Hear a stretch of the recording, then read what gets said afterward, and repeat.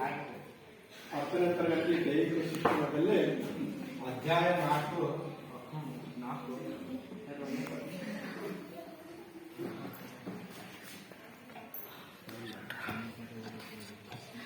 ಆಕಿ.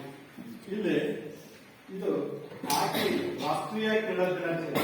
ರಾಷ್ಟ್ರೀಯ ಕ್ರೀಡೆ ಭಾರತದ ದೇಶದ ಒಂದು ರಾಷ್ಟ್ರೀಯ ಕ್ರೀಡೆ ಆಕಿ.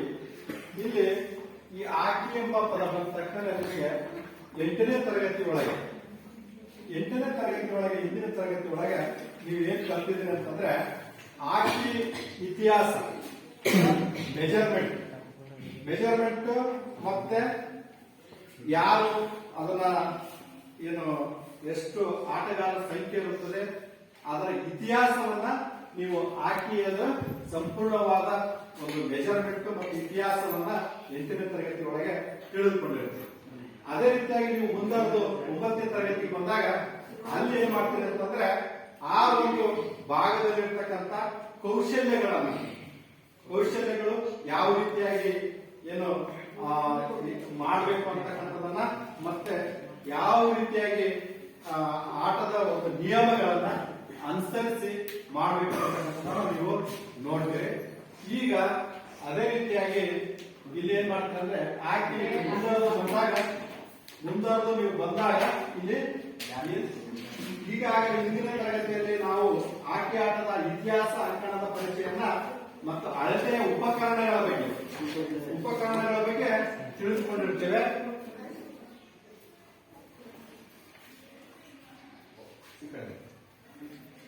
ಉಪಕರಣದ ಬಗ್ಗೆ ತಿಳಿದುಕೊಂಡಿರ್ತೇವೆ.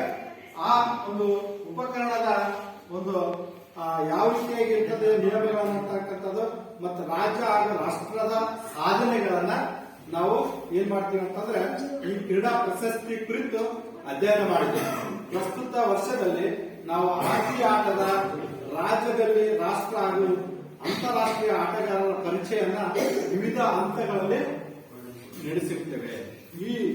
ಈಗ ನಾವು ಏನ್ ಮಾಡ್ತೀವಿ ಅಂದ್ರೆ ಭಾರತದ ಖ್ಯಾತ ಆಕಿಯ ಆಟಗಾರರಾಗಿರ್ತಕ್ಕಂಥ ಒಂದು ಭಾರತದಲ್ಲಿ ಆಕಿ ಕ್ಷೇತ್ರದ ನುರಿತ ಗುರುಗಳನ್ನ ಮಾತ್ರವಲ್ಲದೆ ಆಕಿ ಮಂತ್ರಿಕರನ್ನ ಸೃಷ್ಟಿಸದೆ ಜಗತ್ತಿನಾದ್ಯಂತ ಜನರ ಅವರ ಆಕರ್ಷಣೀಯವಾಗಿರ್ತಕ್ಕಂಥ ಆಟವನ್ನ ಇದು ಹಂತ ಹಂತವಾಗಿ ಆಟಗಾರರ ಕಿರುಪರಿಚಯವನ್ನ ಇಲ್ಲಿ ನಾವು ನೋಡ್ತಾ ಇರ್ತೀವಿ. ಮೊದಲನೇದಾಗಿ ಇಲ್ಲಿ ಧ್ಯಾನ್ ಚಂದ್ ಅಂತಕ್ಕಂಥ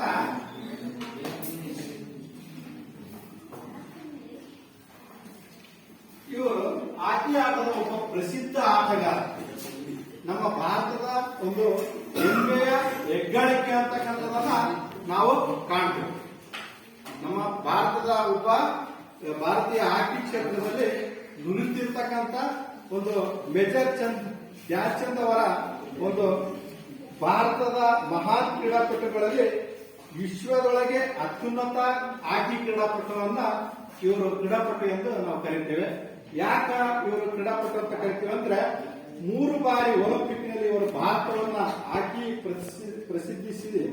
ಒಲಿಂಪಿಕ್ನಲ್ಲಿ 3 ಬಾರಿ ಚಿನ್ನದ ಪದಕ ಗೆದ್ದು ಭಾರತದ ಹಾಕಿ ತಂಡದಲ್ಲಿ ಇವರು ಪಾತ್ರವನ್ನು ವಹಿಸಿ ನಮ್ಮ ಸರ್ಕಾರ ಇರಾಕಿ ಮತ್ತು ಭಾರತ ಅತ್ಯುನ್ನತ ಪ್ರಜಾ ಪುರಸ್ಕಾರದ ಪದ್ಮಭೂಷಣ ಅಂತಕ್ಕಂಥದನ್ನ ಇವರು ಪ್ರಶಸ್ತಿಯನ್ನ ಪಡೆದುಕೊಂಡು ನಮ್ಮ ಭಾರತದ ಒಂದು ಹೆಮ್ಮೆಯ ಹೆಗ್ಗಳಿಕೆ ಅಂತಕ್ಕಂಥದನ್ನ ನಾವು ನೋಡ್ತಾರೆ. ಭಾರತದ ಒಬ್ಬ ಹೆಗ್ಗಳಿಕೆಯ ವ್ಯಕ್ತಿಯಾಗಿ ಮತ್ತು ಕ್ರೀಡಾಪಟುವಾಗಿ ಇದನ್ನ ನೋಡ್ತೀವಿ. ಪಂಕಜ್ ಗುಪ್ತಾ ಅಂತಕ್ಕಂಥವ್ರು ಇವರ ಗುರು. ಯಾರು? ಧ್ಯಾನ್ ಚಂದ್. ಪಂಕಜ್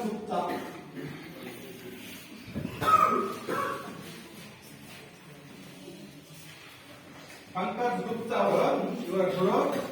ಧ್ಯಾನ್ ಚಂದ್ ಅವ್ರನ್ನ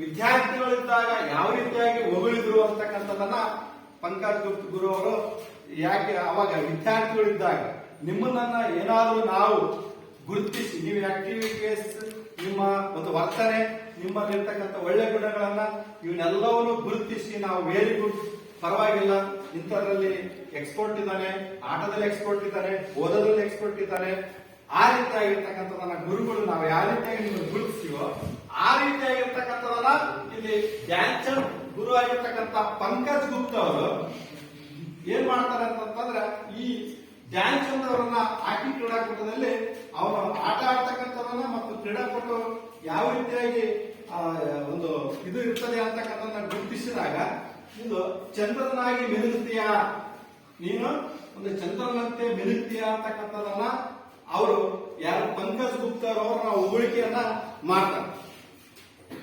ಯಾರಿಗಂತಂದ್ರೆ ಈ ಒಂದು ಚಂದ್ರನೆಂಬ ಬಿರುದು ಕೊಟ್ಟಿರ್ತಾರೆ, ಅಲ್ಲದೆ ಇವರ ಮುಂದೊಂದು ದಿನ ಚಂದ್ರನಾಗಿಯೇ ಮಿನುಗುತ್ತೀಯ ಎಂದು ಭವಿಷ್ಯ ನುಡಿಯುವುದು. ಭವಿಷ್ಯ ನುಡಿಯುವುದು ಈಗ ನೀವು 9ನೇ ತರಗತಿ ಒಳಗೆ, 10ನೇ ತರಗತಿ, 8ನೇ ತರಗತಿ ಒಳಗೆ ಮತ್ತೆ ಈಗ 10ನೇ ತರಗತಿ, ಈಗ 10ನೇ ತರಗತಿ ಒಳಗೆ ನಿಮ್ಮ ಭವಿಷ್ಯವನ್ನು ನುಡಿಯೋದು. ಯಾವ ರೀತಿಯಾಗಿ ಭವಿಷ್ಯ ನುಡಿತೀವಿ ಅಂತಂದ್ರೆ ಈ ಒಂದು ಎಲ್ಲಾ ತರಗತಿಯನ್ನ ನೋಡಿಕೊಂಡಾಗ ನೀನು IAS ಬರ್ಬೋದು, ಅಥವಾ ಮುಂದೆ ನೀನು ಒಳ್ಳೆಯ IAS ಆಫೀಸರ್ ಆಗ್ಬೋದು, ಮುಂದೆ ನೀನು ಒಳ್ಳೆಯ ಇದು ವ್ಯಕ್ತಿತ್ವವುಳ್ಳ ಒಂದು ನಾಗರಿಕವನ್ನ ಅಭಿವೃದ್ಧಿ ಮಾಡ್ತಕ್ಕಂಥ ವ್ಯಕ್ತಿಗಳು ಆಗ್ಬೋದು ಅಂತಕ್ಕಂಥ ಏನಾದ್ರೂ ನಿಮ್ಮ ಭವಿಷ್ಯ ನುಡಿತಾರೋ ಹಾಗೆ ಇಲ್ಲಿ ಚಂದ್ರಗುಪ್ತ ಪಂಕಜ್ ಗುಪ್ತಾ ಅವರು ಈ ಒಂದು ಧ್ಯಾನ್ ಚಂದ್ ಅವರನ್ನ ಚಂದ್ರನಾಗಿ ಮಿನುಗುತ್ತೀಯ ಅಂತ ಭವಿಷ್ಯ ನೋಡಿದಾಗ ಇವರು ಭಾರತ ದೇಶದೊಳಗೆ ಅತ್ಯುನ್ನತವಾಗಿರ್ತಕ್ಕಂಥ ಪದ್ಮಶ್ರೀ ಪ್ರಶಸ್ತಿಯನ್ನು ಕೂಡ ಪಡೆದುಕೊಂಡಿರ್ತಾರೆ. ಹಾಗೆ ಭಾರತದ ಒಲಿಂಪಿಕ್ ನಲ್ಲಿ 3 ಬಾರಿ ಚಿನ್ನದ ಪದಕನ್ನ ಗೆದ್ದು ನಮ್ಮ ಭಾರತಕ್ಕೆ ತಂದುಕೊಟ್ಟಿರ್ತಾರೆ. ಹೀಗಿರುವುದರಿಂದ ಇವ್ರನ್ನ ಚಂದ್ರನ ಹಾಗೆ ಮಿನುಗುತ್ತೀಯ ಅಂತಕ್ಕಂಥ ಒಂದು ಬಿರುದನ್ನ ಕೊಟ್ಟಿರ್ತಾರೆ. ಯಾರಿಗೆ? ಧ್ಯಾನ್ ಚಂದ್ ಅವರಿಗೆ. ಅದೇ ರೀತಿಯಾಗಿ ಅಡಲ್ಫ್ ಹಿಟ್ಲರ್ ಅವರು ಸಹ ಚಂದ ಅವರ ಸಾಧನೆ ನೋಡಿ ತುಂಬಾ ಪ್ರಭಾವಿತರಾಗಿ ಇವರು ಜರ್ಮನಿ ಸೇವೆಯಲ್ಲಿ ಫೀಲ್ಡ್ ಮಾರ್ಷಲ್ ಆಗಿ ಕೆಲಸ ನಿರ್ವಹಿಸಿ ಆಹ್ವಾನಿಸಿದರೆ ಅದನ್ನು ಒಪ್ಪಲಿಲ್ಲ. ಧ್ಯಾನ್ ಚಂದ್ ಅವರು ಕ್ರೀಡೆಯಿಂದ ನಿವೃತ್ತಿ ಹೊಂದಿದ್ದಾರೆ. ನಂತರ ಇವರು ಪಟೇಲದಲ್ಲಿ IAS ಡಿಪ್ಲೊಮಾ ಪದವಿಯನ್ನ ಪಡಿತಾರೆ. ಆ ಡಿಪ್ಲೊಮಾ ಪದವಿಯನ್ನು ಪಡೆದು ಇದಕ್ಕೆ ಇರ್ತಕ್ಕಂಥ ಈ ಒಂದು ಧ್ಯಾನ್ ಚಂದ್ ಅವರ ಒಂದು ಜನ್ಮ ದಿನಾಚರಣೆಯನ್ನ ದಿನಾಂಕ ಆಗಸ್ಟ್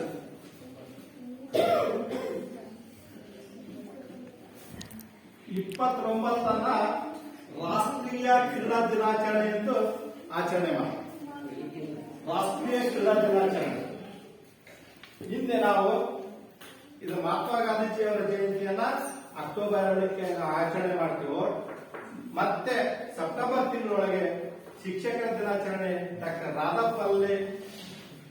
ರಾಧಾಕೃಷ್ಣನ್ ಅವರ ಒಂದು ಜನ್ಮ ದಿನಾಚರಣೆಯನ್ನ ಸೆಪ್ಟೆಂಬರ್ 5ರಲ್ಲಿ ಯಾಕೆ ಆಚರಣೆ ಮಾಡ್ತೀವೋ ಅದೇ ರೀತಿಯಲ್ಲಿ ಇವರ ರಾಷ್ಟ್ರೀಯ ಕ್ರೀಡಾ ದಿನಾಚರಣೆಯನ್ನ ಜನ್ಮದಿನವನ್ನ ಯಾವುದು ಧ್ಯಾನ್ ಚಂದ್ ಅವರ ಜನ್ಮದಿನವನ್ನ ರಾಷ್ಟ್ರೀಯ ಕ್ರೀಡಾ ದಿನಾಚರಣೆ ಎಂದು ಆಚರಣೆ ಮಾಡ್ತೇವೆ. ಯಾಕೆ ಆಚರಣೆ ಮಾಡ್ತೀವಿ ಅಂದ್ರೆ ಅಂತ ಒಂದು ಆಕೆಗೆ ಪಿತಾಮಹ ಎಂದು ಎನಿಸಿಕೊಂಡಿರ್ತಾರೆ. ಆಕೆಯ ಒಂದು ಮುಖ್ಯವಾಗಿರ್ತಕ್ಕಂಥ ಒಂದು ಇದನ್ನ ಇವರು ಆಚರಿಸಲ್ಪಟ್ಟಿರ್ತಾರೆ. ಈ ಕಾರಣದಿಂದ ಈ ಒಂದು ನಮ್ಮ ಧ್ಯಾನ್ ಚಂದ್ ಅವರನ್ನ ಮುಖ್ಯವಾಗಿ ಈ ಒಂದು ಆಟಕ್ಕೆ ಸಂಬಂಧಪಟ್ಟಿರ್ತಕ್ಕಂಥದ್ದನ್ನು ನಾವು ಕರಿತೀವಿ. ಅದೇ ರೀತಿಯಾಗಿ ಅಜಿತ್ ಪಾಲ್ ಸಿಂಗ್ ಅಂತಕ್ಕಂಥ ಅಜಿತ್ ಪಾಲ್ ಸಿಂಗ್ ಇವರೊಬ್ಬರು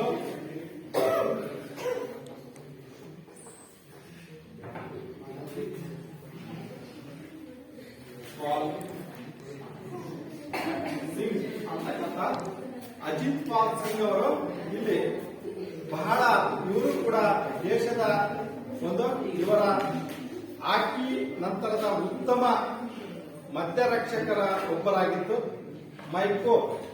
ಮೆಕ್ಸಿಕೋ ಒಲಿಂಪಿಕ್ನಲ್ಲಿ ಭಾರತವನ್ನು ಪ್ರತಿನಿಧಿಸಿ ಇವರು ಮೊಂಟ್ರಿಯಲ್ ಒಲಿಂಪಿಕ್ನಲ್ಲಿ ತಂಡದ ನಾಯಕರಾಗಿದ್ದು ಅವರು ಬ್ಯಾಂಕಾಕ್ ಮತ್ತು ತೆಹರಾನ್ ಏಷ್ಯನ್ ಕ್ರೀಡೆಯಲ್ಲಿ ತಂಡದ ನಾಯಕರಾಗಿ ಬೆಳ್ಳಿಯ ಪದಕವನ್ನು ಗೆದ್ದು ಇವರ ಅತ್ಯುತ್ತಮ ಆಟದಿಂದಾಗಿ ಏಷ್ಯನ್ ತಂಡಕ್ಕೆ ಆಯ್ಕೆಯಾಗಿರುತ್ತಾರೆ.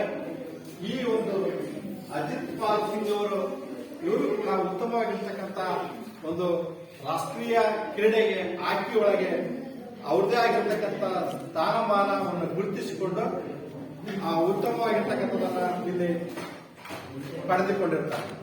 ಆ ಕಾರಣದಿಂದ ಇವರು ಒಲಿಂಪಿಕ್ನಲ್ಲಿ ತಂಡದ ನಾಯಕನಾಗಿರ್ತಾರೆ.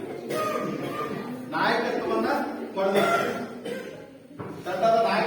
ಪಡೆದು ಇಲ್ಲಿ ಉತ್ತಮವಾಗಿರ್ತಕ್ಕಂಥದನ್ನು ನಾವು ಕಾಣ್ತೇವೆ.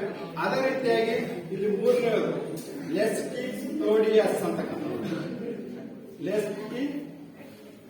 ಲೆಸ್ಲಿ ಕ್ಲೋಡಿಯಸ್ ಅಂತಕ್ಕಂಥ ಒಬ್ಬ ಕ್ಲೋಡಿಯಸ್ ಅಂತಕ್ಕಂಥ ತಮ್ಮ ಕ್ರೀಡೆಯ ಬದುಕಿನಲ್ಲಿ ಹಾಕಿ ಕ್ರೀಡೆಯಿಂದ ಪ್ರಾರಂಭಿಸಿದ ಇವರ ಭಾರತದ ಶ್ರೇಷ್ಠ ಮಧ್ಯರಕ್ಷಕರಲ್ಲಿ ಒಬ್ಬರಾಗಿರ್ತಾರೆ.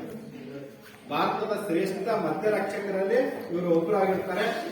ಇಲ್ಲಿ ಚಿನ್ನದ ಪದಕ ಗೆದ್ದ ಒಲಿಂಪಿಕ್ ಹಾಕಿಯಲ್ಲಿ ಗರಿಷ್ಠ ಪದಕಗಳನ್ನ 3 ಚಿನ್ನದ 1 ಬೆಳ್ಳಿ ಪದಕಗಳನ್ನ ಇವರು ಹೆಸರು ಗಿನ್ನಿಸ್ ದಾಖಲೆ ಪುಸ್ತಕದಲ್ಲಿ ಸೇರಿದ ಕ್ಲೋಡಿಯಸ್ ಅವರಿಗೆ ಪದ್ಮಶ್ರೀ ಪ್ರಶಸ್ತಿಯನ್ನು ದೊರಕುತ್ತದೆ.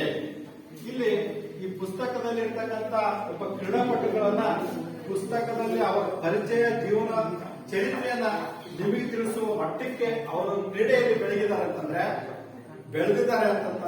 ಅವ್ರದ್ದೇ ಆಗಿರ್ತಕ್ಕಂಥ ಒಂದು ತನ್ನದೇ ಆಗಿರ್ತಕ್ಕಂಥ ಸಾಧನೆ ಅವರಲ್ಲಿ ಇರೋದ್ರಿಂದ ನಿಮಗೆ ಎಲ್ಲವೂ ಕೂಡ ಇಲ್ಲಿ ನಾವು ಆ ಪುಸ್ತಕನ 10ನೇ ತರಗತಿ ಪುಸ್ತಕದಲ್ಲಿ ನಿಮಗೆ ಪಾಠದಲ್ಲಿ ನಿಮಗೆ ಹೇಳಬೇಕಾಗ್ತದೆ.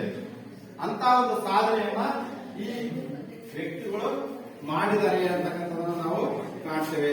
ಈಗ 4ನೇದಾಗಿ ಧನರಾಜ್ ಪಿಳ್ಳೆ ಅಂತಕ್ಕಂಥ ಧನರಾಜ್ ಪಿಳ್ಳೆ ಇವರು ನಮ್ಮ ದೇಶದ ಪ್ರಸಿದ್ಧ ಆಟಗಾರರಲ್ಲಿ ತಮ್ಮ 15 ವರ್ಷಗಳ ಶ್ಲಾಘನೀಯ ಹಾಕಿ ಜೀವನದಲ್ಲಿ 4 ಒಲಿಂಪಿಕ್ ಮತ್ತು 4 ವಿಶ್ವ ಕಪ್ 4 ಚಾಂಪಿಯನ್ ಟ್ರೋಫಿ ಮತ್ತು 4 ಏಷ್ಯನ್ ಕ್ರೀಡೆಗಳನ್ನ ಭಾರತವನ್ನ ಪ್ರತಿನಿಧಿಸಿ ಇವರು ಬ್ಯಾಂಕಾಕ್ನಲ್ಲಿ ಏಷ್ಯನ್ ಗೇಮ್ಸ್ ನಲ್ಲಿ ಅತ್ಯಧಿಕ ಗೋಲುಗಳನ್ನ ಬಾರಿಸಿ ಗೆಲುವಿನ ಕಾರಣವಾದದ್ದು. ಇವರು 1994ರಲ್ಲಿ ಸಿಡ್ನಿ ವಿಶ್ವಕಪ್ನಲ್ಲಿ ತಮ್ಮ ಅತ್ಯುತ್ತಮ ಆಟದಿಂದ ವಿಶ್ವ ತಂಡಕ್ಕೆ ಆಯ್ಕೆಯಾಗಿದ್ದು ಏಕೈಕ ಭಾರತೀಯ ಇವರು ರಾಜೀವ್ ಗಾಂಧಿ ಖೇಲ್ ರತ್ನ ಪ್ರಶಸ್ತಿ ಮತ್ತು ಪದ್ಮ ಪ್ರಶಸ್ತಿಯನ್ನ ಪುರಸ್ಕೃತರಾಗಿರ್ತಕ್ಕಂಥ ಧನರಾಜ್ ಪಿಳ್ಳೆ ಅವರು ಇವರು ಕೂಡ ಒಳ್ಳೆಯ ಈ ಹಾಕಿ ಆಟದೊಳಗೆ ಉತ್ತಮವಾಗಿರ್ತಕ್ಕಂಥ ಬದುಕನ್ನು ಗೆದ್ದು ನಿಮಗೆ ಒಳ್ಳೆಯ ಮಾದರಿಯಾಗಿರ್ತಕ್ಕಂಥ ವ್ಯಕ್ತಿ ಆಗಿರ್ತಾರೆ. ಇವರು 4 ಚಿನ್ನದ ಪದಕ ಮತ್ತು ಈ ರೀತಿಯಾಗಿ ಪಡೆದು ರಾಜೀವ್ ಗಾಂಧಿ ಖೇಲ್ ರತ್ನ ಪ್ರಶಸ್ತಿಯನ್ನ 1994ರಲ್ಲಿ ಇವರು ಪ್ರಶಸ್ತಿಯನ್ನ ಪಡೆದುಕೊಂಡಿರ್ತಾರೆ.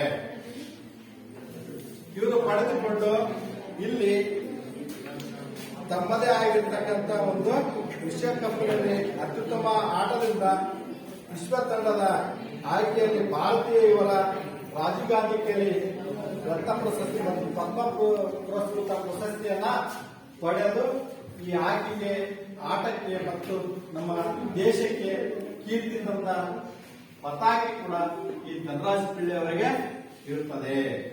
ಧನರಾಜ್ ಪಿಳ್ಳೆ ಅವರಿಗೆ ಮಹತ್ವವಾಗಿರ್ತಕ್ಕಂಥದನ್ನ ನಾವು ಕಾಣ್ತೀವಿ. ಆಮೇಲೆ ಯಾರು ನೋಟೆಡ್ ಮಾಡ್ಕೊಂಡಿದ್ದೀನಿ. ನೆಕ್ಸ್ಟ್ ಈಗ ಡಾಕ್ಟರ್ ಎಂ.ಪಿ. ಗಣೇಶ್ ಇವರು ಈ ಕರ್ನಾಟಕದ ಕೊಡಗಿನಲ್ಲಿ ಹುಟ್ಟಿ ಭಾರತವನ್ನ ಇಲ್ಲಿ 3 ವಿಶ್ವಕಪ್ ನಲ್ಲಿ ಪ್ರತಿನಿಧಿಸಿ ಡಾಕ್ಟರ್ ಎಂ.ಪಿ. ಗಣೇಶ್ ಅವರು 1971ರಲ್ಲಿ ಬಾರ್ಸಿಲನ್ ಕಂಚಿನ ಪದಕ ಆಮ್ಸ್ಟರ್ಡ್ಯಾಮ್ ನಲ್ಲಿ ತಂಡದ ನಾಯಕರಾಗಿ ಬೆಳ್ಳಿ ಪದಕ ಗೆದ್ದು ಮಿನಿಚ್ ಒಲಿಂಪಿಕ್ನಲ್ಲಿ ಕಂಚಿನ ಪದಕ ಗೆದ್ದರು. ವಿಶ್ವ ಈ ಒಂದು 11ಗೆ ಆಯ್ಕೆಯಾಗಿದ್ದು ಹಲವು ವರ್ಷಗಳ ತನಕ ಏಷ್ಯಾ ತಂಡಕ್ಕೆ ಆಡಿದ ಇವರಿಗೆ ಅರ್ಜುನ ಪ್ರಶಸ್ತಿ ಕೂಡ ದೊರಕಿರುತ್ತದೆ. ಇವರ ಅನೇಕ ವರ್ಷ ಭಾರತೀಯ ತಂಡದ ತರಬೇತಿದಾರರು ಕೂಡ ಆಗಿರ್ತಾರೆ.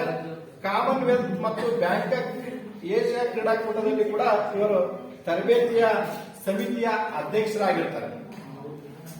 ಭಾರತದ ಪ್ರತಿಷ್ಠೆ ಸ್ಥಾಪಿತವಾದ ಭಾರತೀಯ ಕ್ರೀಡಾ ಪ್ರಾಧಿಕಾರಿಯಾಗಿ ಅಧ್ಯಕ್ಷರಾಗಿ ಸೇವೆಯನ್ನ ಸಲ್ಲಿಸಿರ್ತಕ್ಕಂಥ ಒಂದು ಇವುದು ಕೂಡ ಇದು ಇರ್ತದೆ. ಈ ಒಂದು MP ಗಣೇಶ್ ಅವರು ಕೂಡ ಈ ಒಂದು ಹಾಕಿ ಆಟಕ್ಕೆ ತಮ್ಮ ಒಂದು ಕೊಡುಗೆಯನ್ನ ಕೊಟ್ಟು ನಮ್ಮ ಭಾರತ ದೇಶಕ್ಕೆ ಮತ್ತು ಈ ಹಾಕಿ ಆಟಕ್ಕೆ ತನ್ನದೇ ಆಗಿರ್ತಕ್ಕಂಥ ಇತಿಹಾಸವನ್ನ ಸೃಷ್ಟಿಸತಕ್ಕಂಥದ್ದು, ತನ್ನದೇ ಆಗಿರ್ತಕ್ಕಂಥ ಪರಿಚಯನ ಗುರುತಿಸಿಕೊಳ್ತಕ್ಕಂಥದ್ದು, ತನ್ನದೇ ಆಗಿರ್ತಕ್ಕಂಥ ಒಂದು ಸಾಧನೆಯನ್ನ ಗುರುತಿಸ್ತಕ್ಕಂಥದ್ದು ಅವರ ಒಂದು ಇದರಲ್ಲಿ ಬಂದಿರ್ತದೆ. ಇದ್ರಾಗ ನಾವೇನ್ ಕಡಿಮೆ ಅಂತಕ್ಕಂಥದನ್ನು ಹೆಣ್ಣು ಮಕ್ಕಳು ಕೂಡ ನಾವೇನ್ ಕಡಿಮೆ ಅಂತಕ್ಕಂಥ ಒಂದು ಇದನ್ನ ಮಮತಾ ಖರಾಬ್ ಅಂತಕ್ಕಂಥ ಕ್ರೀಡಾಪಟು ಇವರು ಮಮತಾ ಇವರು ಹರಿಯಾಣದ ಭಾರತೀಯ ಮಹಿಳಾ ಹಾಕಿ ತಂಡದ ಆಕ್ರಮಣಕಾರಿ ಆಟಗಾರ. ಈ ಆಕ್ರಮಣಕಾರಿ ಆಟಗಾರ್ತಿ ಇವರು ಭಾರತ ತಂಡದೊಳಗೆ ಪರವಾಗಿ ಪ್ರಾರಂಭಿಸಿ ಜೂನಿಯರ್ ಏಷ್ಯಾ ಕಪ್ನಲ್ಲಿ ಅತ್ಯಧಿಕ ಗೋಲುಗಳನ್ನು ಹೊಡೆದು ಪಂದ್ಯಾವಳಿಯ ಅತ್ಯುತ್ತಮ ಆಟಗಾರ್ತಿ ಪ್ರಶಸ್ತಿ ಗೆದ್ದು ಇವರ ಒಂದು ಏಷ್ಯನ್ ಗೇಮ್ಸ್ ನಲ್ಲಿ 4 ಸ್ಥಾನ ಪಡೆದು ಅದೇ ರೀತಿಯಾಗಿ ಏಷ್ಯನ್ ಗೇಮ್ಸ್ ನಲ್ಲಿ ಕಂಚಿನ ಪದಕವನ್ನು ಗೆದ್ದು ಏಷ್ಯಾ ಕಪ್ನಲ್ಲಿ ಮತ್ತು ಸಂಯುಕ್ತ ಕ್ರೀಡಾಕೂಟದಲ್ಲಿ ಹಾಕಿ ಸ್ಪರ್ಧೆಯ ಚಿನ್ನದ ಪದಕನ್ನ ಪಡೆದಿರ್ತಕ್ಕಂಥದ್ದು ಮಮತಾ ಖರಾಬ್ ಅಂತಕ್ಕಂಥ ಹರಿಯಾಣ ರಾಜ್ಯದವಳು. ಇವಳು ಕೂಡ ಈ ಒಂದು ಹಾಕಿ ಒಳಗೆ ಮಹಿಳಾ ಕ್ರೀಡೆಯೊಳಗೆ ಒಂದು ಅವಳದೇ ಆಗಿರ್ತಕ್ಕಂಥ ಒಂದು ಸ್ಥಾನಮಾನವನ್ನ ಪಡೆದುಕೊಂಡು ಈ ಹಾಕಿ ಆಟಕ್ಕೆ ಒಂದು ಉತ್ತಮವಾಗಿರ್ತಕ್ಕಂಥ ಒಂದು ಸ್ಥಾನಮಾನವನ್ನ ಬರುವಂತೆ ಮತ್ತು ಕ್ರೀಡಾಪಟುಗಳಿಗೆ ಹೆಣ್ಣು ಮಕ್ಕಳಿಗೆ ಸ್ಫೂರ್ತಿ ಆಗುವ ರೀತಿಯಲ್ಲಿ ಇದು ಆ ಮಮತಾ ಖರಾಬ್ ಅವರು ಇದನ್ನ ಮಾಡಿರ್ತಕ್ಕಂಥದನ್ನ ನಾವು ಕಾಣ್ತೀವಿ. ಹಾಗೆ ಇಲ್ಲಿ ಈ ನೆಕ್ಸ್ಟ್ ಬರ್ತಕ್ಕಂಥ ಸುರಲತಾ ಇವರು ಮಣಿಪುರದವರಾಗಿರ್ತಾರೆ, ಮಣಿಪುರದ ರಾಜ್ಯದವರಾಗಿರ್ತಾರೆ. Indira Gandhi gold cup hockey championship ನಲ್ಲಿ ಕೂಡ ಆಡುವ ಮೂಲಕ ತಮ್ಮ ಅಂತಾರಾಷ್ಟ್ರೀಯ ಹಾಕಿಯ ವೃತ್ತಿಯ ಪ್ರಾರಂಭಿಸಿದರು. ಇವರು ಬ್ಯಾಂಕಾಕ್ ನಲ್ಲಿ ಕೂಡ ಬೆಳ್ಳಿ ಪದಕವನ್ನ ಗೆದ್ದು 2 ಬಾರಿ ಏಷ್ಯನ್ ಕಪ್ ಆಡಿ 1 ಬಾರಿ ದ್ವಿತೀಯ ಹಾಗೂ 1 ಬಾರಿ ಪ್ರಥಮ ಸ್ಥಾನ ಪಡೆದು ಸಂಯುಕ್ತ ರಾಷ್ಟ್ರಗಳ ಕ್ರೀಡಾಕೂಟದಲ್ಲಿ ಮತ್ತು ಅಪ್ರೋ ಏಷ್ಯನ್ ಗೇಮ್ಸ್ ನಲ್ಲಿ ಪ್ರಥಮ ಸ್ಥಾನ ಪಡೆದಿದ್ದು ಭಾರತದ ಹಾಕಿ ತಂಡಕ್ಕೆ ನಾಯಕಿಯಾಗಿ ಹಲವು ವರ್ಷಗಳ ಇವರ ದೇಶವನ್ನು ಪ್ರತಿನಿಧಿಸಿರ್ತಕ್ಕಂಥದ್ದು ಇವಳ ಒಂದು ಇದಕ್ಕೆ ದೊರಕುತ್ತದೆ ಅಂತಕ್ಕಂಥದ್ದು. ಯಾರಿಗೆ? ಸುರಾಜ್ ಲತಾ ದೇವಿ, ಇವರು ಮಣಿಪುರ ರಾಜ್ಯದವರು. ಇಲ್ಲಿ ಮಹಿಳೆಯರು ಕೂಡ ಹಾಕಿ ಕ್ಷೇತ್ರದೊಳಗೆ ಉತ್ತಮವಾಗಿರ್ತಕ್ಕಂಥ ಸ್ಥಾನಮಾನವನ್ನ ಸರಿಯಾದ ರೀತಿಯಲ್ಲಿ ಪಡೆದುಕೊಂಡಿರುತ್ತಾರೆ. ಹಾಗೆ ಇಲ್ಲಿ ನಾವು ಎಲಿಯನ್ ಮೇರಿ ವಿನ್ಸೆಂಟ್ ಉನ್ನತ ಮಟ್ಟದ ಗೋಲ್ ಕೀಪರ್ ಆಗಿದ್ದ ಇವರು ಕರ್ನಾಟಕದವರಾಗಿದ್ದು ತಮ್ಮ ಮೊದಲನೇ ಅಂತಾರಾಷ್ಟ್ರೀಯ ಹಾಕಿ ಪಂದ್ಯವನ್ನ ಜರ್ಮನಿ ವಿರುದ್ಧ ಆಡಿದರು. ನೆದರ್ಲ್ಯಾಂಡ್ ಉತ್ನಲ್ಲಿ ನಡೆದ ವಿಶ್ವಕಪ್ನಲ್ಲಿ ಭಾರತ ಪ್ರತಿನಿಧಿಸಿ ಇವರು 2 ಏಷ್ಯನ್ ಗೇಮ್ಸ್ ನಲ್ಲಿ ಆಡಿ ಬ್ಯಾಂಕಾಕ್ನಲ್ಲಿ ಬೆಳ್ಳಿ ಪದಕವನ್ನ ಗಳಿಸಿ 2 ಏಷ್ಯನ್ ಕಪ್ನಲ್ಲಿ ಚಿನ್ನ ಮತ್ತು ಬೆಳ್ಳಿ ಪದಕವನ್ನ ಗೆದ್ದು ಏಷ್ಯನ್ ಕಪ್ನಲ್ಲಿ ಅತ್ಯುತ್ತಮ ಗೋಲ್ ಕೀಪರ್ ಆಗಿ ಪ್ರಶಸ್ತಿ ಗಳಿಸಿ ಇವರು 3 ಬಾರಿ ಗೆದ್ದು ಅಪ್ರೋ ಏಷ್ಯನ್ ಗೇಮ್ಸ್ ನಲ್ಲಿ ತಮ್ಮ ಗೋಲ್ ರಕ್ಷಣೆ ತಂತ್ರದಿಂದ ತಂಡವು ಪ್ರಥಮ ಸ್ಥಾನ ಪಡೆಯಲು ಕಾರಣರಾಗಿದ್ದಾರೆ. ಇಂದಿರಾ ಗಾಂಧಿ ಗೋಲ್ಡ್ ಕಪ್ನಲ್ಲಿ ಕೂಡ ತಂಡದ ನಾಯಕಿಯಾಗಿ ದ್ವಿತೀಯ ಸ್ಥಾನವನ್ನ ಪಡೆದಿರತಕ್ಕಂಥದ್ದು ಇವರಿಗೆ ಸಲ್ತಕ್ಕಂಥದ್ದು. ಈಗ ಮೊದಲನೇದಾಗಿ ನಾವು ಯಾರು ಹೇಳಿದ್ವಿ? ಧ್ಯಾನ್ ಚಂದ್ ಅವ್ರದ್ದು ಹೇಳಿದ್ವಿ. ಅನಂತರ ಅವರು ಧ್ಯಾನ್ ಚಂದ್ ಆದ್ಮೇಲೆ ಇಲ್ಲಿ ಅಜಿತ್ ಪಾಲ್ ಸಿಂಗ್ ಅವ್ರದ್ದು ಹೇಳಿದ್ವಿ ಮತ್ತು ಲೆಸ್ಲೆ ಓಡಿಎಸ್ ಅಂತಕ್ಕಂಥ ವ್ಯಕ್ತಿ ಹೇಳಿದ್ವಿ. ಅನಂತರ ಧನರಾಜ್ ಪಿಳ್ಳೆ ಅಂತ ಹೇಳಿದ್ವಿ. ಅನಂತರ ಡಾಕ್ಟರ್ MP ಗಣೇಶ್ ಅವ್ರದ್ದು ಹೇಳಿದ್ವಿ. ಹಾಗೆ ಇಲ್ಲಿ 3 ಮಹಿಳೆಯರದು ಹೇಳಿದ್ವಿ, ಮಮತಾ ಕರಾಬ್ ಮತ್ತು ಸುರಲತಾ ದೇವಿ ಅವರು, ಹಾಗೆ ಎಲೆನ್ ಮೇರಿ ಇನ್ಸೆಂಟ್ ಅಂತಕ್ಕಂಥ ಕರ್ನಾಟಕ ರಾಜ್ಯದವರು ಹೇಳಿದ್ವಿ. ಸುರಲತಾ ಅವರು ಮಣಿಪುರದ ರಾಜ್ಯದವರು, ಹಾಗೆ ಮಮತಾ ಕರಾಬ್ ಅವರು ಹರಿಯಾಣದವರು. ಹೀಗೆ ಇಂಥ ಒಂದು ರಾಷ್ಟ್ರ ಮಟ್ಟದ ಆಟಗಾರರ ಪರಿಚಯವನ್ನ ಈಗ ಇಲ್ಲಿವರೆಗೂ ನಿಮಗೆ ಹೇಳಿದ್ದು. ಈಗ ನಿಮಗೆ ಇಲ್ಲಿವರೆಗೆ ಹೇಳಿರ್ತಕ್ಕಂಥದ್ದು ರಾಷ್ಟ್ರ ಮಟ್ಟದ ಆಟಗಾರರ ಒಂದು ಹೆಸರನ್ನ ನಿಮಗೆ ಹೇಳಿರ್ತಕ್ಕಂಥದ್ದು. ರಾಷ್ಟ್ರ ಮತ್ತು ಅಂತಾರಾಷ್ಟ್ರದ ಮಟ್ಟದ ಕ್ರೀಡಾಪಟುಗಳನ್ನ ನಾವು ನೋಡ್ತೇವೆ. ಇಲ್ಲಿವರೆಗೂ ಹೇಳಿರ್ತಕ್ಕಂಥದ್ದು ರಾಷ್ಟ್ರ ಮಟ್ಟದ ಕ್ರೀಡಾಪಟುಗಳು. ಹಾಗೆ ಈಗ ಅಂತಾರಾಷ್ಟ್ರ ಮಟ್ಟದ ಆಟಗಾರರನ್ನ ನಾವು ನೋಡ್ತೇವೆ. ಅಂತಾರಾಷ್ಟ್ರದ ಆಟಗಾರರು ಯಾರು ಇರ್ಬೋದು ಅಂತಕ್ಕಂಥದನ್ನ ನಾವು ಗಮನಿಸುತ್ತೇವೆ. ಇದನ್ನ ಕೇಳಿದಾಗ ಹೇಳಬೇಕು. ಈಗ ಪ್ರಶ್ನೆ ಕೇಳ್ತೇನೆ.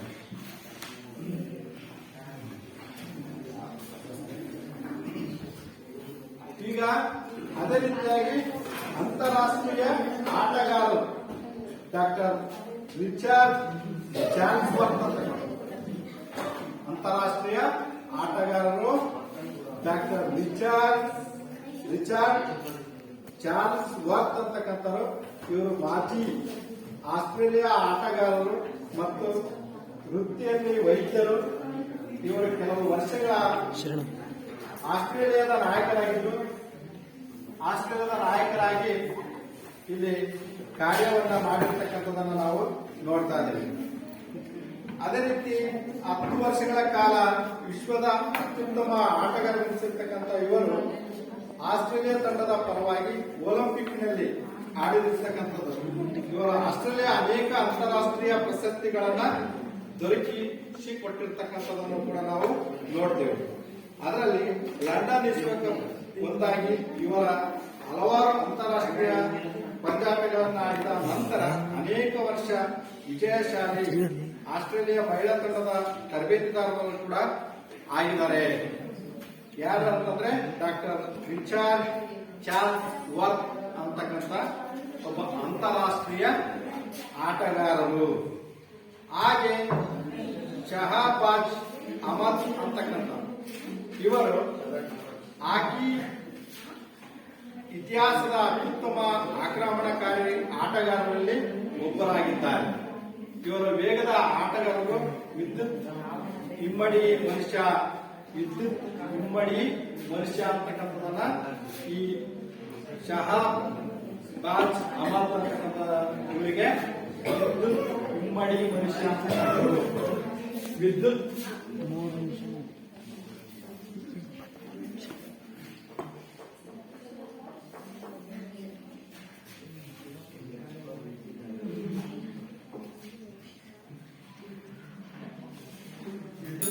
ಮನುಷ್ಯ ಅಂತ ಕರೀತಾರೆ.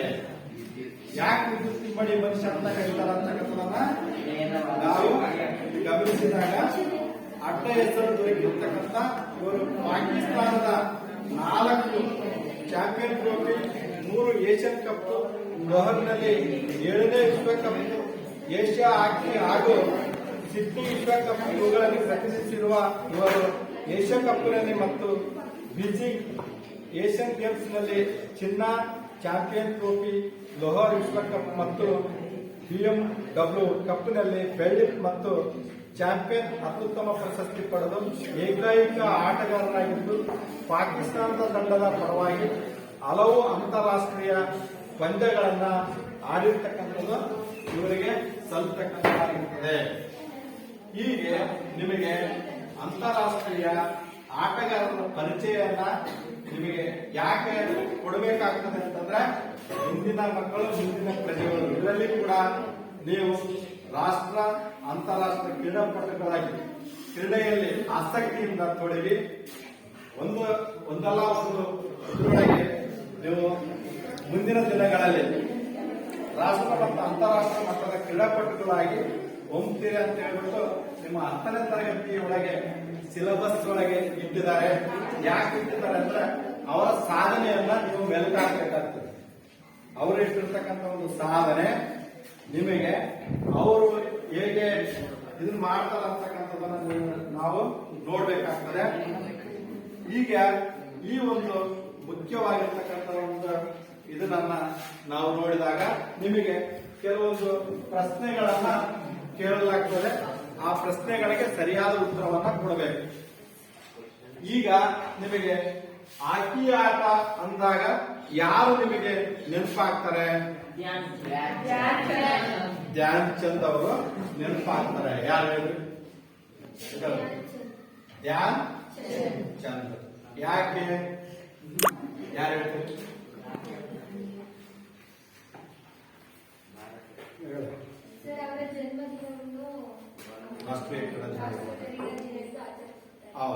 ಧ್ಯಾನ್ ಚಂದ್ ಅವರ ಜನ್ಮ ದಿನಾಚರಣೆಯನ್ನ ರಾಷ್ಟ್ರೀಯ ಕ್ರೀಡಾ ದಿನಾಚರಣೆಯಾಗಿ ಆಚರಿಸುತ್ತಾರೆ ಅಂತಕ್ಕಂಥ ಮಾತನ್ನ, ನಿನ್ನ ಹೆಸರೇನು?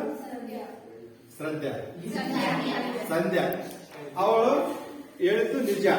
ಆದ್ರೆ ಯಾಕೆ ಅಂದ್ರೆ ಆಕಿಯನ್ನ ಹುಟ್ಟಾಕಿ ಮತ್ತು ಅವರು ಚಿನ್ನದ ಪದಕನ್ನ ಗೆದ್ದು ಮತ್ತು ಆಕಿಗೆ ಅತ್ಯುನ್ನತವಾಗಿರ್ತಕ್ಕಂಥ ಸ್ಥಾನಮಾನ ಬರುವ ರೀತಿಯಲ್ಲಿ ಆಟವನ್ನು ಆಡಿ ಮತ್ತು ಸುಮಾರು ಬಾರಿ ಚಿನ್ನದ ಪದಕವನ್ನು ತೆಗೆದುಕೊಂಡು ಬಂದು ಮತ್ತು ಪದ್ಮಶ್ರೀಯನ್ನು ಪ್ರಶಸ್ತಿ ತೆಗೆದುಕೊಂಡು ಆಕೆಗೆ ನಮ್ಮ ರಾಷ್ಟ್ರೀಯ ಕ್ರೀಡೆಯಾಗಿರ್ತಕ್ಕಂಥ ಆಕೆಗೆ ತನ್ನ ಒಳ್ಳೆಯ ಉತ್ತಮವಾಗಿರ್ತಕ್ಕಂಥ ಒಂದು ಇದು ಬರಲಿಕ್ಕೆ ಕಾರಣಕರ್ತರಾಗಿರ್ತಕ್ಕಂಥವರು ಧ್ಯಾನ್ ಚಂದ್ ಅವರು.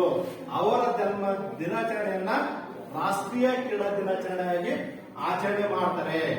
ಯಾವ ದಿನಾಂಕದಿಂದ ಆಚರಣೆ ಮಾಡ್ತಾರೆ?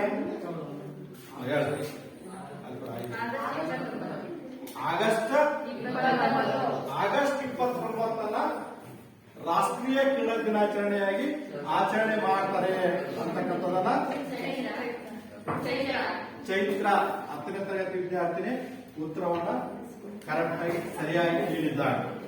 ಆದ್ರೆ ಹೌದು, ಮತ್ತೆ ಆಗಸ್ಟ್ 29ಕ್ಕೆ ಯಾಕೆ ನಾವು ರಾಷ್ಟ್ರೀಯ ಕ್ರೀಡಾ ದಿನಾಚರಣೆಯನ್ನ ಆಚರಣೆ ಮಾಡಬೇಕು? ಧ್ಯಾನ್ ಚಂದ್ ಅವರ ಜನ್ಮದಿನಾಚರಣೆಯನ್ನ ರಾಷ್ಟ್ರೀಯ ಕ್ರೀಡಾ ದಿನಾಚರಣೆಯಾಗಿ ಆಚರಣೆ ಮಾಡ್ತೀವಿ.